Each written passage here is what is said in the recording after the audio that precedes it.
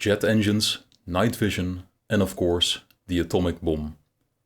The end of the Second World War was just the beginning for technology that would shape the future of warfare.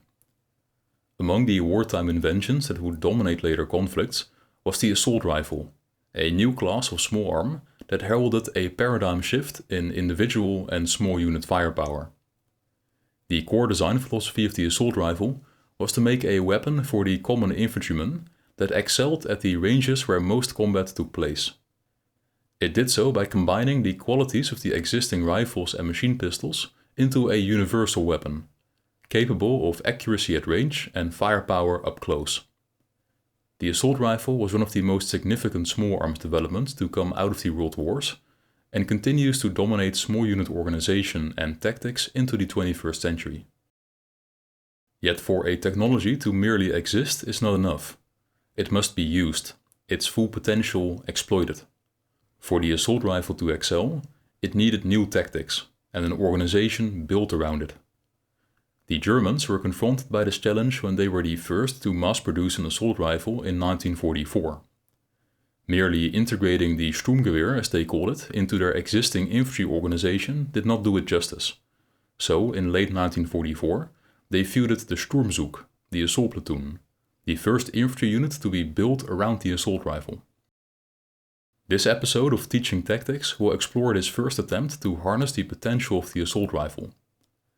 It will do so based primarily on their Sturmzug der Grenadierkompanie, a German training pamphlet detailing the armament, organization and tactics of the assault platoon. Besides the specifics of the German Sturmzug, this episode will also explore the broader impact that increases in individual firepower had on small unit tactics and organization.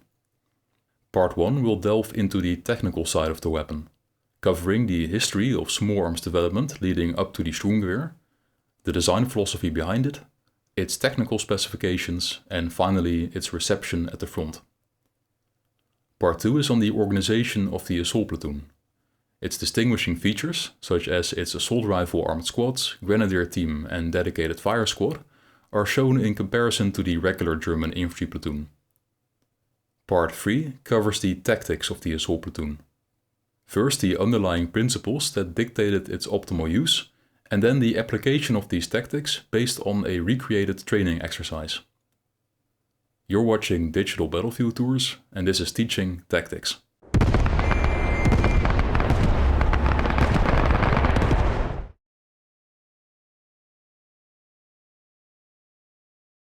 The history of firearms development has a certain rhythm to it. There are brief periods of revolutionary innovation, followed by a steady paradigm during which the new designs are adopted and gradually perfected. No period better illustrates the peaks and plateaus of firearms development than the century leading up to the first assault rifle. In the few decades spanning the middle of the 19th century, the black powder, smoothbore flintlock musket that had reigned supreme for well over a century was made obsolete by one invention after the other. Flintstone ignition was replaced by chemical primers, which eventually led to the self-contained cartridge protected from the elements by a metallic case. Precision machining opened the way for intricate breech-loading mechanisms that replaced the crude muzzle loading of the musket age. Accuracy was increased by more aerodynamic projectiles and the use of rifling. The biggest breakthrough came in the 1880s with the invention of smokeless powder. This chemically enhanced propellant gave projectiles a much greater velocity, increasing the effective range of firearms. Most importantly, its cleaner burn left less fouling in the weapon than the old black powder, which finally allowed for more intricate moving parts to be added to firearms, opening the way for internal magazines and self-loading mechanisms. This tidal wave of innovation gave the newest guns only a short lifespan before becoming obsolete. Only at the turn of the 20th century did these inventions coalesce into a new type of small arm worthy of claiming a paradigm of its own: the magazine-fed bolt-action rifle. Most armies adopted such a rifle in the 1890s or 1910s and kept them in service throughout the World Wars.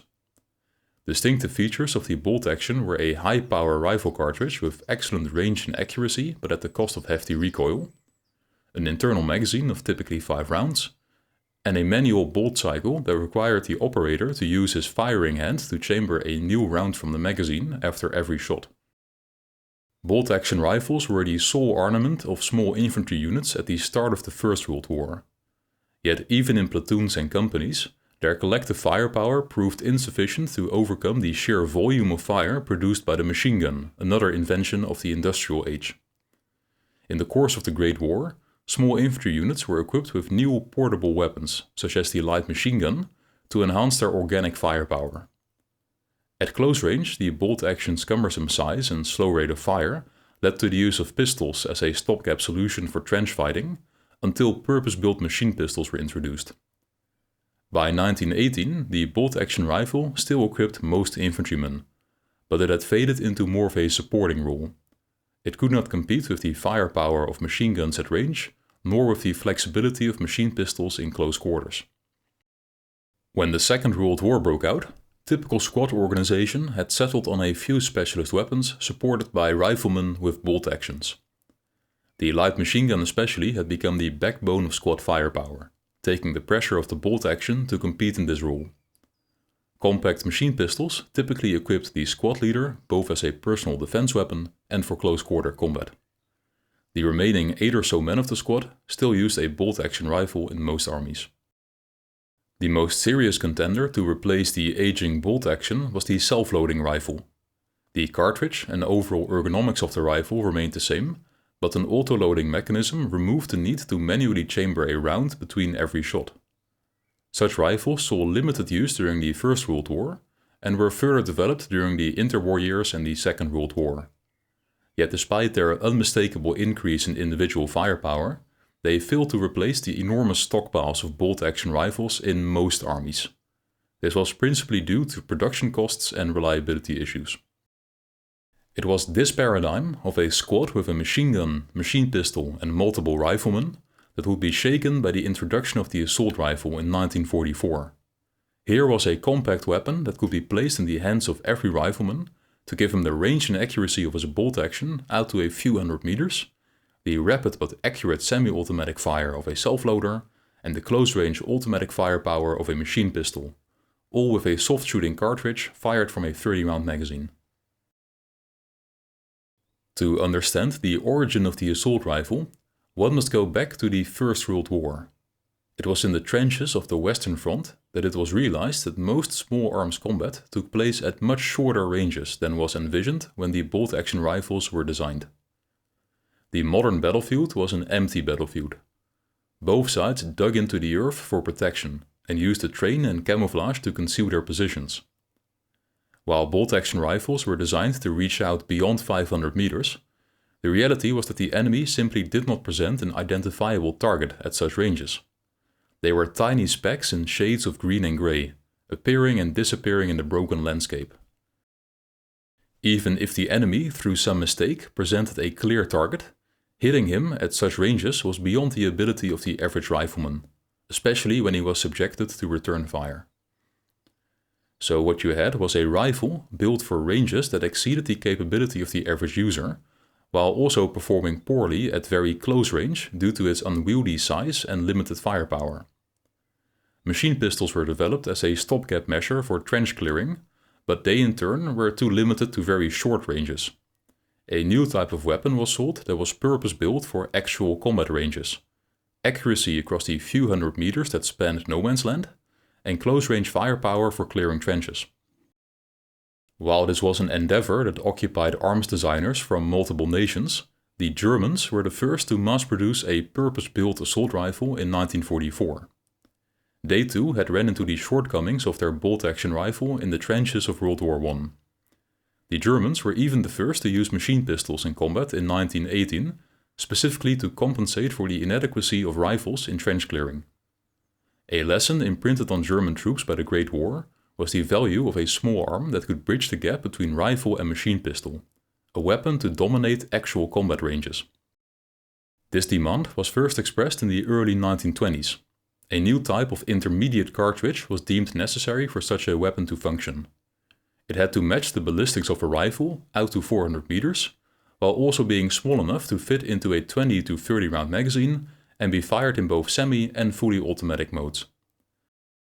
This desire was first put in practice in the 1930s, when a number of intermediate cartridges were designed. The most promising weapon to fire them was the Volmer machine carbine, which had all the features expected of an assault rifle, but its complicated and unreliable design prevented its adoption. It was a valuable proof of concept, however, and it led to a new list of specifications in 1938, which would form the foundation of the eventual Sturmgewehr. It demanded a weight and length less than that of Germany's standard-issue bolt-action rifle of the time, an option for controllable, fully automatic fire at a rate of around 400 rounds per minute, and accurate semi-automatic fire out to 400 meters. 1940 finally saw the approval of an intermediate cartridge, which opened the way for a number of prototype weapons to be developed around it.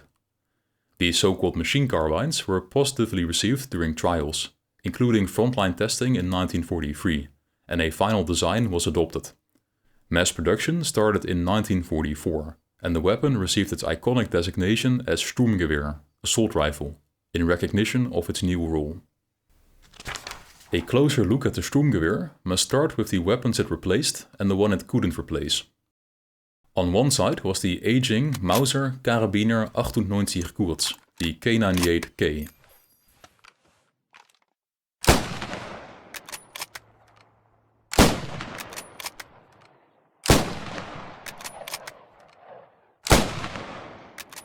This bolt-action rifle still equipped the majority of German infantrymen in 1944.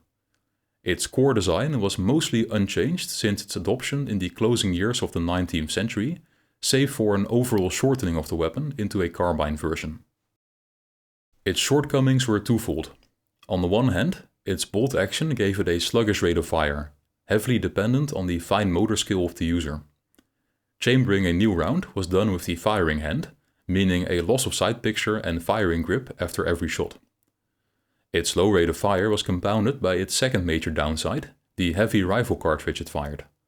This had the negatives of hefty recoil, smaller magazine capacity, and more weight per round, while its main positive, its superior ballistics beyond 400 meters, remained underutilized at most combat ranges. An increase in firepower was sought for the adoption of a self-loading rifle, at first the G41 and later the improved G43.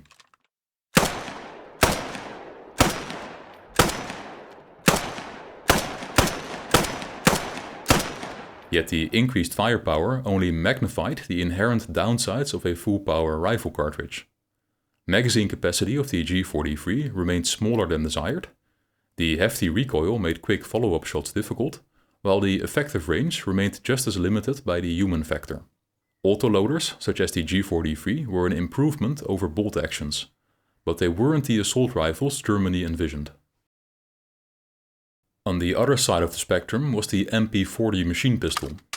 This was used in lesser numbers, typically 1 or 2 per squad.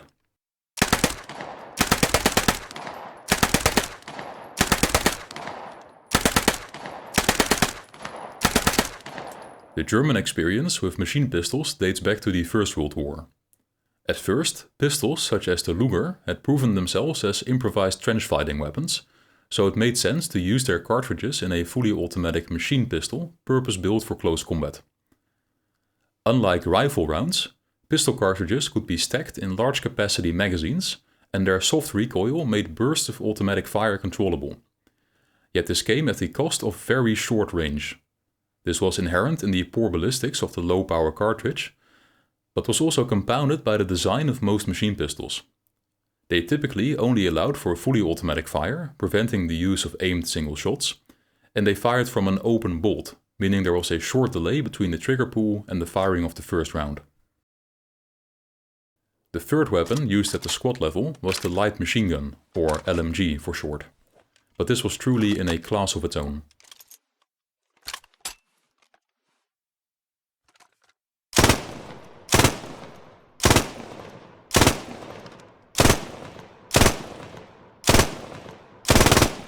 Germany's MG42 fired the same rifle cartridge as a bolt action, but was designed from the ground up to do so automatically. This made it a heavy weapon, requiring large amounts of ammunition, spare barrels, and a small crew to operate effectively. In return, it provided firepower unrivaled by any other weapon available to the squad. It also made good use of the ballistics of the rifle cartridge, because unlike bolt-action rifles, whose single shots were difficult to observe beyond 400 meters, the LMG fired tracer-filled bursts against area targets, instantly saturating a stretch of ground with a bundle of fire. It was recognized that the assault rifle could not fulfill this role, so this burden was not placed upon it. Instead, the Sturmgewehr bridged the gap between rifle and machine pistol. By taking the best of both, a weapon was designed that excelled at typical combat ranges.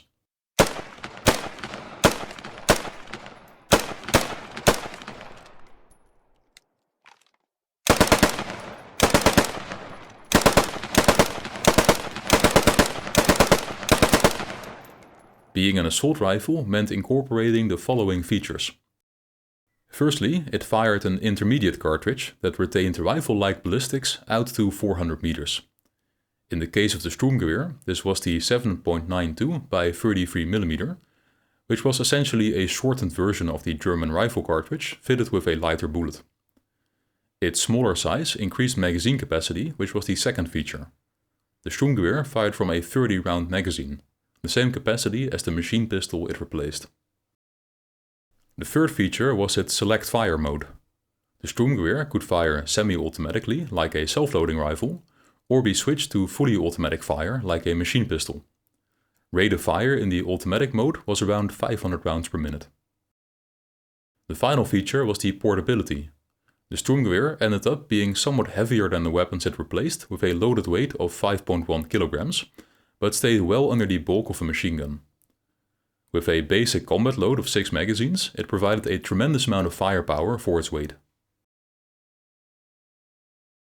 The paper design of the Sturmgewehr translated well into real-world use.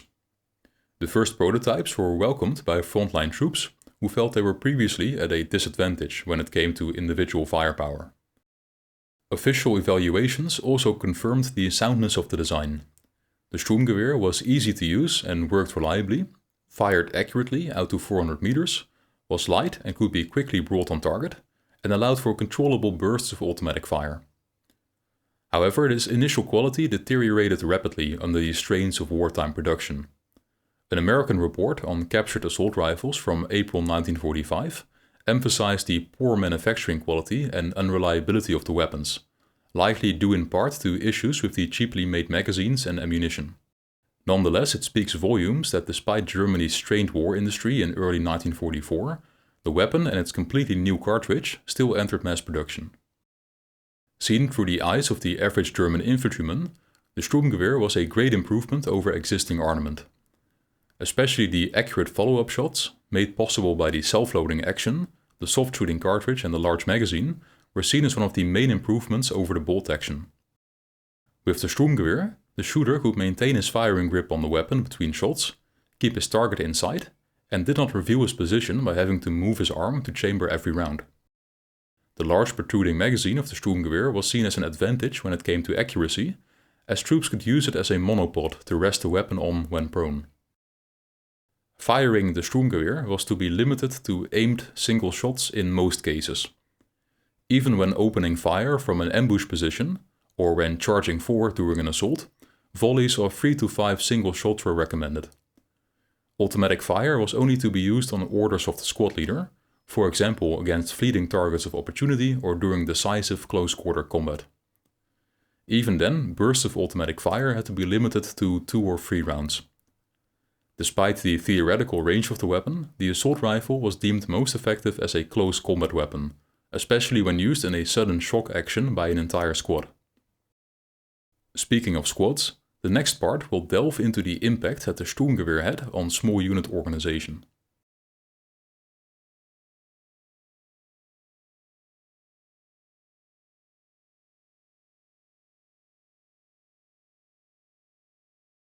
Mass production of the Sturmgewehr was kicked into high gear in early 1944, with tens of thousands and eventually hundreds of thousands of rifles rolling off the production lines. But as with all groundbreaking technology, its true impact was decided by its real-world use.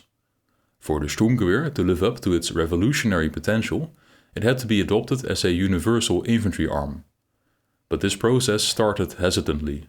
There was uncertainty over the place of the assault rifle in existing squad and platoon organization and which units should receive it. This confusion already started with the naming of the weapon. The first prototypes from 1942 carried the novel designation of machine carbine, only to be replaced by the generic term machine pistol in 1943 when the design was formalized. This designation undersold the potential of the weapon as a mere replacement of the MP40, while it should have replaced both the MP40 and the rifles as a universal infantry arm. Only in 1944 did the weapon receive its distinguishing designation as Sturmgewehr, assault rifle. Photographic evidence confirms the piecemeal integration of assault rifles into frontline units, with the weapon appearing singly or in pairs, surrounded by MP40s, self-loading rifles, bolt actions and machine guns. The hands that carried it also differed widely, from elite Panzergrenadier, SS and even Fallschirmjäger, down to regular infantry and even second-rate Volksgrenadier units. Such scattered adoption hamstrung the tactical potential of the Sturmgewehr. For the weapon to perform optimally, it needed to be used in concentration in a unit specialized in its use. Handing out assault rifles in ones or twos was little improvement for the units that received it. If anything, it burdened them with having to carry an additional ammunition type. It was only in November 1944 that the first organization appeared that was completely built around the assault rifle as it was intended to be used, the Sturmzug, or assault platoon. While there is evidence of earlier attempts to fully arm squads with assault rifles, it was the Sturmzug that first integrated assault rifle squads into a larger platoon-level organization that was purpose-built to make the most out of the new assault rifle. Assault platoons appeared as part of the Panzergrenadier Compagnie and Volksgrenadier Compagnie of November 1944. Yet this was clearly over-ambitious given production numbers. Taking the Volksgrenadier Compagnie, for example, it would require 55 assault rifles to arm a single company with its 2 prescribed assault platoons. This meant 165 for the entire battalion, 6 of which made up a Volksgrenadier division, resulting in a demand of at least 990 assault rifles for a single division. While no definitive statements can be made as to the total amount of assault platoons that were actually fielded, there is evidence of German divisions reporting insufficient numbers of assault rifles to fulfill this ambitious demand. A more realistic goal therefore appears in December 1944. Every infantry division was to receive just 2 assault platoons totaling 50 assault rifles. Yet arming even this comparatively tiny number proved difficult due to the low production rate of the new cartridge.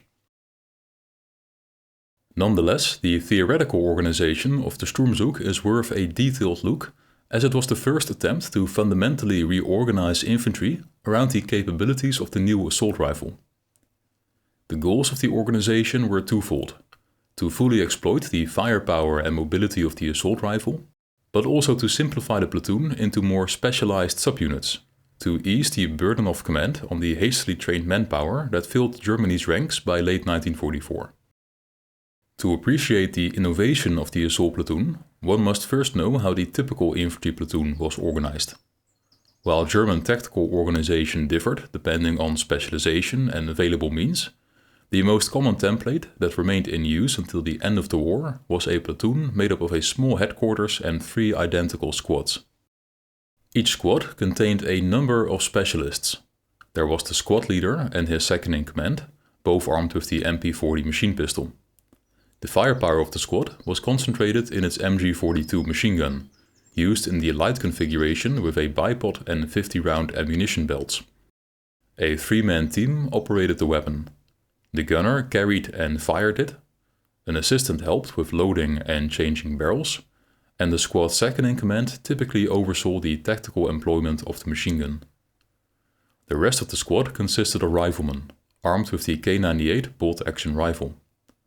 Some special weapons were available to the company they were part of, ideally enough to equip every squad with 1 rifle grenade launcher and 1 scoped self-loading rifle. Such a wide array of arms for just 9 men gave the squad flexibility, but at a cost. The parceling out of special weapons down to the squad level complicated their decisive, concentrated use against single targets, and also burdened the squad leader with the task of employing his specialists to their fullest potential. Furthermore, the squad had an imbalance in mobility and firepower. The squad leader could advance rapidly with just his riflemen, but the machine gun team slowed them down. Not only was the MG42 much more cumbersome than a rifle, but its operation also took time.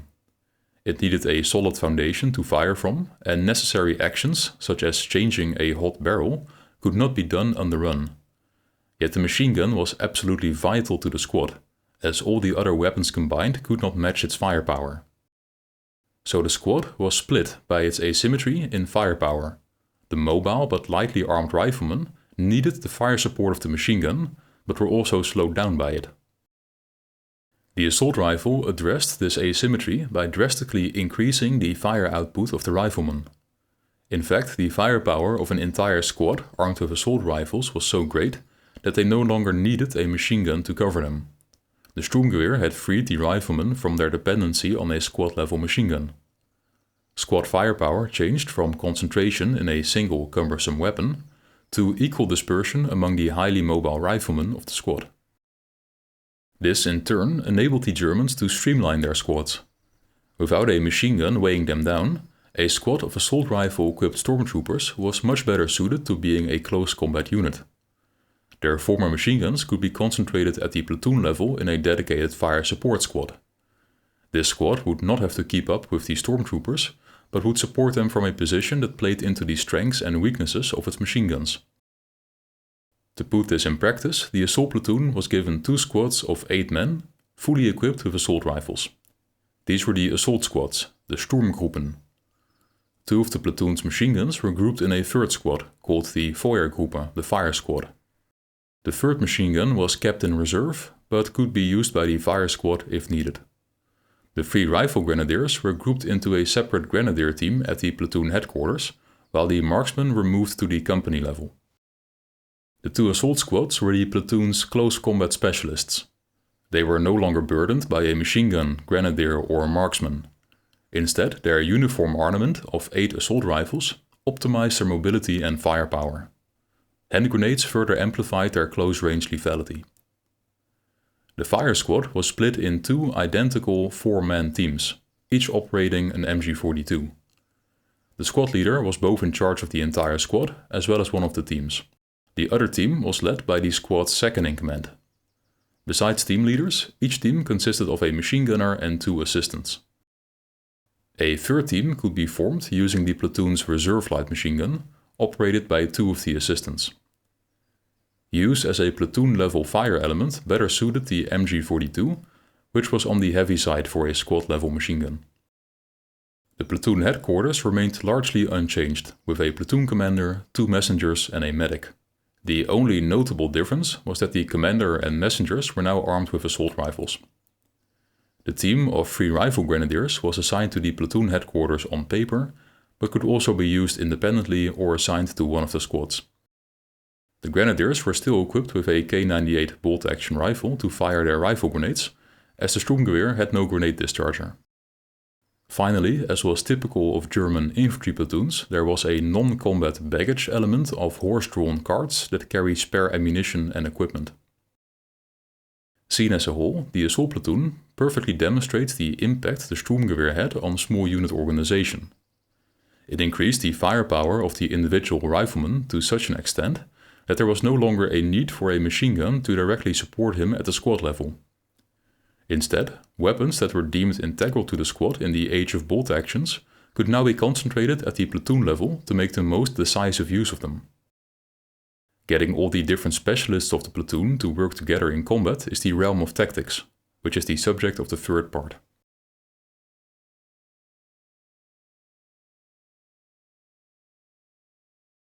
The armament and organization of a unit are its means. What comes next are the ways in which these means are applied to achieve an end. These are its tactics. The tactics of the German assault platoon are explained in detail in the training pamphlet called Der Sturmzug der Grenadierkompanie, first published in November 1944. The following overview is based on a later version of this manual, written in March 1945. According to this source, the assault platoon was built on a set of tactical principles that set it apart from other units. Most importantly, it was an organization of close combat specialists. The platoon came into its own in the last few hundred meters in front of an enemy position, where it could use its firepower and mobility to suppress, close in, assault and break through enemy resistance. If necessary, it could do the same on the defensive, suppress and isolate broken through attackers, and then eliminate them with a vicious counterattack. Integral to the assault platoon's tactics was the so-called Feuerüberfall, a coordinated surprise fire of the machine guns, rifle grenades and assault rifles against an unsuspecting enemy. The shock effect of this ambush by fire paralyzed the defender to the rapid break-in of the assault squads into his position. Performing such an attack required the platoon to sneak up to the enemy unnoticed. If the terrain or the weather did not permit this, supporting fire of heavy weapons had to be arranged to suppress the enemy. The platoon could theoretically shoot itself forward with the fire of its machine guns, but this was a last resort. It cost time, ammunition and cohesion, and most importantly, diffused the desired shock effect of the Feuerüberfall. The specialization of the assault platoon made it a specific tool for a specific job. It was best kept in reserve until such an opportunity presented itself. Assaulting enemy strongpoints, combat patrols, counterattacks or rearguard actions all made excellent use of the mobility and close-range firepower of the assault platoon. In general, combat in close country, such as woods, towns and trench networks, fighting at night or in poor visibility, and close escort of armored fighting vehicles were all viable tasks. When assigned a mission, the platoon had to be given time, intelligence and support to ensure success. Its ammunition consumption was high and room for casualties small, so objectives had to remain limited so as not to waste the combat power of the platoon in sustained fighting.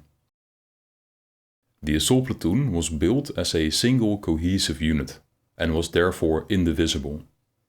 Its squads were its limbs. They were collections of specialists that complemented each other at the platoon level.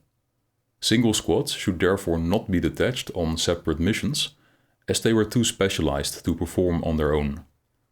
Instead, all squads were to be concentrated in a platoon effort. For all these specialists to work together as a symphony, they had to know their part to play. Pre-battle planning, therefore, had to include the tasks of the different squads. The fire squad was given a firing position, a target and a fire plan to follow. The assault squads were given their objective, the approach to be taken and the method of assault. And the grenadiers were told who to support and the type of ammunition to use. A good plan gave everyone a clear sense of what they would be doing in relation to each other, but also allowed for improvisation. Once in the chaos of combat, the squad leaders, team leaders and even individuals had freedom to respond to changes in the situation, without requiring explicit orders from the platoon leader. Each squad or team had its own specific set of tactics, techniques and procedures. Coordinating them all in a platoon effort was the task of the platoon leader. He was not just the brain of the platoon, but also its driving force. He was responsible for planning the action and briefing his squads, but once in combat was expected to lead from the front. There he could exert his influence on the two assault squads and pull them with him into the decisive action. The platoon leader had no dedicated assistant or platoon sergeant. Instead, the leader of the fire squad played an important coordinating role, while the platoon commander was leading from the front. The fire squad had to apply constant pressure on the enemy through the fire of its two machine guns. It was therefore up to the fire squad commander to monitor the progress of the platoon leader and the two assault squads and never let them get too far ahead of the protective fire of his machine guns. This is why the fire squad was made up of two identical machine gun teams. One team remained in position to maintain fire superiority, while the other bounded forward to a better firing position. That way, there was always one gun firing while the other one was setting up for an even better coverage. Repositioning was done with the aim of achieving surprise, the sudden opening of intense fire from a new position before rapidly moving on again. If the fire squad leader saw the assault squad readying for the break-in, he set up the fire of both guns to suppress the enemy position. Once the position was taken, the fire squad followed up immediately to help secure the gains against enemy counterattacks. The team of 3 rifle grenadiers played a similar supporting role, but they were typically much closer to the action, right up front with the assault squads. A senior grenadier led the team, but they typically received their orders directly from the platoon leader, who they kept close to. The primary task of the grenadier team was to provide protection against sudden enemy resistance nests that were shielded by train from the coverage of the fire squad. These targets could be quickly suppressed or destroyed by the combined fire of the 3 rifle grenadiers before they disrupted the advance of the assault squads. Finally, the 2 assault squads, driven on by the platoon leader, were the focal point of the action. All the supporting fire of the grenadiers and the machine gunners served to get the assault squads forward. They moved at speed through covered approaches, using flanks and dead ground to reach the enemy unnoticed. If necessary, small teams of 2 or more men could cover the advance with their assault rifles at range, but ideally both squads held their fire until they were ready to assault, and then opened up all at once as they charged in.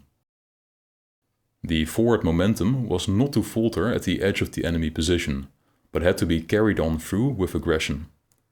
Even stopping to throw hand grenades was discouraged. Instead, a surge of attackers, firing rapidly as they charged in, with the platoon commander in the lead, the men shouting furiously, swarmed the enemy position. At this point, bursts of automatic fire could be used to sweep trenches, dugouts, rooms or hallways. The momentum of the assault had to be maintained to exploit its success and turn the break-in into a breakthrough. The assault squads were to push forward immediately, knowing the fire squad and grenadiers followed right behind them. Finally, there was the matter of defense. The assault platoon was an offensive unit by its very nature. Even in the defense, it was best kept in reserve to counterattack enemy break-ins. Such actions were waged like a normal attack, although they had to be launched with even greater speed and aggression, so as to hit the enemy while he was still disorganized after his initial break-in. Statically defending the front line was not the best use of the assault platoon. Still, should this situation occur, there were some tactical guidelines. The defense was primarily waged by the fire squad. They could operate a third light machine gun, which was normally kept in reserve on one of the platoon's horse carts, by assigning the assistants to it. These 3 machine guns were then set up to cover open ground from overlapping strongpoints, while the assault squads occupied ambush positions in more restricted terrain. The grenadier team set up to cover depressions in the landscape that fell outside the reach of direct fire weapons.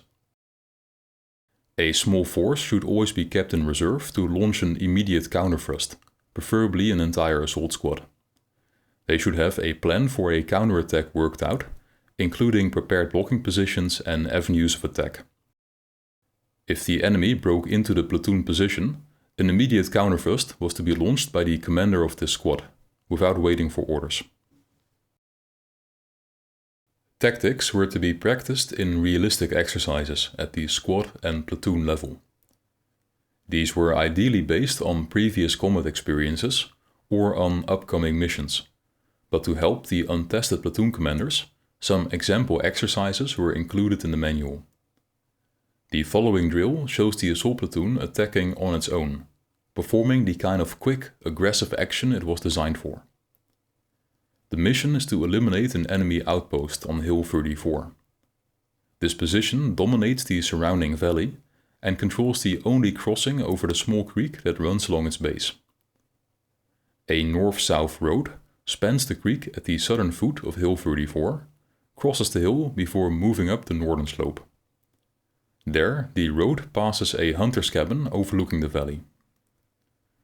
The base of the valley provides little concealment, save for a stretch of sparse vegetation that juts out from the southern woods to the east of the road and stretches across the creek to the southeastern foot of Hill 34. The platoon approaches the valley through the southern woods, its assault squads in the lead, advancing on either side of the forest road. They halt at the crossroads and the platoon commander observes the valley in front of him. He spots an enemy light machine gun and some riflemen occupying Hill 34. This is the outpost he must eliminate. The platoon commander has his mission. He has made an appreciation of the terrain and of the enemy. He can now formulate his battle plan. The fire squad is to set up a base of fire from the tree line on the left side of the road. From there, they are to engage the enemy on Hill 34 and keep him suppressed, while the rest of the platoon closes in. Once the outpost is taken, the fire squad must rejoin the platoon immediately to fortify Hill 34 against possible counterattacks. Under the cover of the fire squad, the platoon leader will advance with his 2 assault squads on the right side of the road. They will use the stretch of vegetation to provide some concealment as they cross the creek and set up to assault Hill 34 from the southeast. The grenadier team will accompany the assault squads. With the plan set, the squads move into position. A firefight breaks out as the fire squad is setting up in the tree line. The enemy machine gun and riflemen from Hill 34 open up on the men of the fire squad, who respond with bursts from their 2 MG42s. The commotion has stirred some enemy riflemen into action, who were seen moving about near the hunter's cabin. The enemy outpost on Hill 34 is sufficiently occupied with the fire squad to allow the rest of the platoon to advance into the valley unnoticed. They remain cautious, bounding forward in small teams among the concealment of the trees and bushes. The trickle of teams coalesces on the other side of the creek in their assault position on the southeastern foot of Hill 34. There they receive some rifle fire from the hunter's cabin, which is obscured from the covering fire of the fire squad by the crest of Hill 34. A few of the riflemen return fire with their assault rifles, while the bulk of the assault squads prepares to charge up the hill. As a final preparation, the platoon commander orders the grenadier team to open up a barrage of high explosive fire on top of Hill 34. The fire squad leader, seeing that the assault is imminent, concentrates a heavy covering fire on the enemy outpost. As the last volley of rifle grenades shakes the top of Hill 34, the platoon leader takes the bulk of his assault squads on a charge up the hillside. Only a few riflemen stay behind to keep the enemy in the hunter's cabin suppressed. The fire squad leader, seeing the assault progressing, shifts the fire of his machine guns at the last second to avoid hitting friendlies. The assault squads pick up the fire in the last stretch, pouring volleys of single shots at suspected enemy positions as they come up to the crest. The final charge is carried out with a thunderous hurrah shouting. The 12 or so attackers overwhelm the shaken defenders on top of the hill, using bursts of automatic fire to sweep the entrenchments. The outpost is swiftly taken over. The fire squad and grenadiers, seeing that the hill was captured, immediately move up to help consolidate the position. This concludes the exercise. This simple example showed the assault platoon in its ideal environment. It is on the offensive, attacking a smaller force through overwhelming fire, quick movements to a flank, and an aggressive assault. Its innovative organization and armament were on full display. The machine guns of the fire squad did not burden the assault squads with their poor mobility, but were instead used where they excelled, fired from an overwatching position to cover the maneuvers of the assault squads. The assault squads, in turn, made full use of their high mobility to quickly occupy an assault position. The flexibility of the assault rifle was displayed when the assault squads came under fire from the hunter's cabin, which was not covered by the machine guns of the fire squad. While machine pistols would not have had the range, and bolt actions not the firepower, the rapid but accurate single shots from just a few assault rifles were enough to suppress this enemy resistance nest. The rest of the assault squads then used their assault rifles in their close range mode, fired in rapid single shots while moving up the hill, and in fully automatic bursts when trench clearing.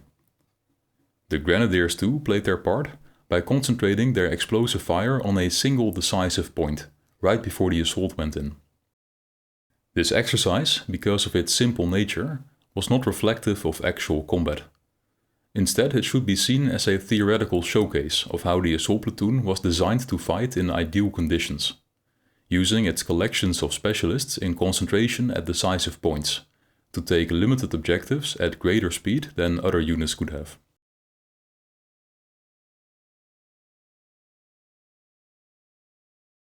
This episode has been primarily focused on the German experience with small arms development and application. Yet despite this narrow lens, this episode has also tried to shed some light on the broader subject of evolving individual firepower and the impact this had on small unit tactics and organization. In this regard, there is much more to say than can fit in the narrow scope of this episode. Years before the first German assault platoons saw action, American troops were already being equipped with self-loading rifles as their standard issue armament. Similarly, the Red Army, besides also fielding large numbers of self-loading rifles, made extensive use of machine pistols, organizing not just squads, but entire companies and even battalions around the terrific close-range firepower of these weapons. While Germany's assault rifle turned out to be the way of the future, it clearly wasn't alone in trying to increase individual firepower beyond the bolt-action rifle. To return to the specific case of the German assault platoon, one can draw the following conclusion. Combat is waged through fire and maneuver, which requires firepower to suppress and mobility to exploit the suppression and maneuver to a tactically advantageous position. Small unit armament, therefore, is a balancing act between firepower and mobility. The First World War showed that small infantry units simply needed more firepower than bolt-action rifles could put out, so they were given light machine guns to provide a portable base of fire. This came at the cost of mobility, as these weapons typically required more time and effort to set up and keep firing. This was a necessary trade-off, however, as the higher mobility of the riflemen was irrelevant if they couldn't gain fire superiority. So, by the time of the Second World War, an asymmetric squad, split between a fire element and maneuver element, had become the norm. Then came the assault rifle. Its mobility was identical to the existing rifles and machine pistols, but its firepower was much greater. Just a few assault rifles could match the firepower of a machine gun at typical combat ranges. As such, it struck the perfect balance between firepower and mobility that a squad of infantry needed. Unlike any previous small arm, it gave them the ability to shoot themselves forward and transition directly into close combat, without having to bound with a slower machine gun team to do so. What the German assault platoon did with this newfound balance in firepower and mobility was specialize its squads. Assault rifle-equipped stormtroopers no longer needed to be slowed down by a fire element. They had all the firepower they needed dispersed among the squad. Instead, the machine gunners, as well as the grenadiers and other specialists, could support them in a larger platoon effort, in specialized squads optimized around the strengths of their weapons. Instead of a symmetric platoon of 3 identical but unspecialized squads, it became an asymmetric platoon of differently specialized squads and teams. A transition from dispersed intra-squad specialization to concentrated inter-squad specialization at the platoon level. This is where the story ends for the Sturmzug, however. Germany lost the war before the Sturmgewehr could truly become the standard issue armament it was meant to be, leaving it in a strange limbo between equipping these specialized assault platoons on the one hand, while also being carried around in 1s and 2s by the old men and young boys that made up Germany's final manpower reserve. Had the war continued, or production of the Sturmgewehr, its magazines and ammunition miraculously kept up with demand, then the Sturmzug could have played a larger role than just being a special unit, reserved for counterattacks and combat patrols. If the fanciful organization of the Volksgrenadier Company had actually been feasible, and the Type 45 infantry division was standardized as planned, then assault rifle armed platoons would have been the backbone of Germany's infantry. But as it stands, the Sturmzug remained a specialist organization, not representative of how most German infantry fought. Still, the assault rifle lived on to become one of the most prominent small arms of the post-war period. Shortly after the war, the Soviets introduced their AK pattern of rifles, and the United States, after a longer period of consideration, adopted the M16 in the 1960s. Like the Sturmgewehr, these intermediate cartridge, magazine-fed, select-fire weapons were intended to give the average infantryman greater firepower within realistic combat ranges. Also like the Sturmgewehr, the integration of these new assault rifles led to vigorous experimentation with squad and platoon structures. While it falls outside the scope of this episode, there are clear parallels between the German Sturmzug of 1944 and some of the platoon structures US and USSR forces experimented with years later. Most notably the shifting of machine guns to a dedicated fire squad in an effort to streamline the other squads around their assault rifles. As the Germans were the first to discover, making the most of the assault rifle was no trivial task, but required a thorough revision of squad specialization, inter-squad mobility and platoon-level firepower.